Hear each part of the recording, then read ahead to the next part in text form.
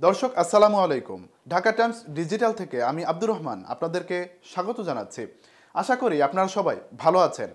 সম্প্রতি ঢাকা টাইমস ডিজিটালে একটি প্রতিবেদন ছাপা হয়েছে। আল জাজিরার সাংবাদিক জুলকার নাইন সায়ের খান সামি তিনি তার ফেসবুক পেজে একটি পোস্ট দিয়েছেন। সেই সোর্সকে উদ্ধৃত করে ঢাকা টাইমস ডিজিটাল প্রতিবেদন প্রকাশ করেছে। প্রতিবেদনটি এরকম: আওয়ামী লীগ সরকারের আমলে চট্টগ্রাম বন্দর পরিচালনার জন্য দুবাই পোর্ট কর্তৃপক্ষকে দায়িত্ব দেওয়ার প্রক্রিয়া চলছিল, যা প্রায় শেষ পর্যায়ে ছিল। সেই প্রক্রিয়া এখনও অব্যাহত রয়েছে। আগে দুবাইয়ের হাতে পোর্ট পরিচালনার দায়িত্ব দেওয়ার পেছনে কলকাঠি নেড়েছিলেন দুইজন ব্যক্তি। তারা হলেন শেখ হাসিনার বেসরকারি খাত উন্নয়ন বিষয়ক উপদেষ্টা সালমান এফ রহমান ও বিদ্যুৎ প্রতিমন্ত্রী নসরুল হামিদ বিপু। বিষয়টি নিয়ে নিজের ভেরিফাইড ফেসবুক পেজে একটি পোস্ট দেন প্রবাসী অনুসন্ধানী সাংবাদিক জুলকার নাইন সায়ের খান সামি। ওই পোস্টে তিনি গুরুত্বপূর্ণ কয়েকটি নথিও প্রকাশ করেছেন।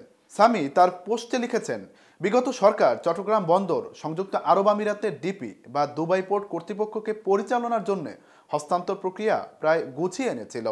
এই সম্পূর্ণ প্রক্রিয়া সম্পূর্ণ করার জন্য দুজন ব্যক্তি নেপথ্যে থেকে সকল কলকাঠি নাড়ছিলেন, এমনটাই সূত্র দাবি করেছে, যাদের একজন হলেন সালমান এফ রহমান ও আরেকজন নসরুল হামিদ বিপু। অনুসন্ধানী এই সাংবাদিক আরও লিখেছেন, পরিবর্তিত রাজনৈতিক পরিস্থিতিতে এই প্রক্রিয়ার পুনঃযাচাই করা হবে, এমনটাই সংশ্লিষ্ট সকলের ধারণা ছিল। কিন্তু সবাইকে অবাক করে দিয়ে এখনও একটি চক্র আওয়ামী লীগের এজেন্ডা বাস্তবায়নে অত্যন্ত তৎপর রয়েছেন। সূত্র মারফত পাওয়া এ সংক্রান্ত চিঠিটিও পোস্ট করেন জুলকার নাইন সায়ের। তবে চিঠিটিতে উত্থাপন করা বিষয়গুলো তার পক্ষে যাচাই করা সম্ভব হয়নি বলে উল্লেখ করেন। এদিকে জুলকার নাইন সায়ের খান সামির ওই ফেসবুক পোস্টে অনেকে মন্তব্য করেছেন। সেখানে এমডি গোলাম সারোয়ার লিখেছেন, চট্টগ্রাম বন্দর বিদেশিদের হাতে তুলে দেওয়ার ষড়যন্ত্র করা হয়েছিল, এখনও সেই ষড়যন্ত্র চলছে। বীর চট্টলার আমজনতা বন্দর নিয়ে সব ষড়যন্ত্র প্রতিহত করবে আশা করি। আশিকুর রহমান লিখেছেন, এনসিটি তো এখনও সাইফ পাওয়ারটেক বিনা টেন্ডারে অপারেট করছে, ডিপি ওয়ার্ল্ড বে টার্মিনালে বেশি আগ্রহী।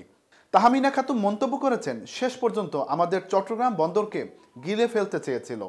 আব্দুস সাবুর মাসুদ লিখেছেন, দেশি ইনভেস্টমেন্টে গড়ে ওঠা পতেঙ্গা ও নিউ মুরিন কন্টেইনার টার্মিনাল কোনোভাবেই বিদেশি অপারেটরদের হাতে দেয়া যাবে না। এটি বিগত ফ্যাসিবাদীদের পরিকল্পনার অংশ। দেশে যথেষ্ট এক্সপার্ট পোর্ট অপারেটর আছে, বিদেশিরা অপারেট করতে চাইলে বে টার্মিনালে ইনভেস্ট করে অপারেট করুক।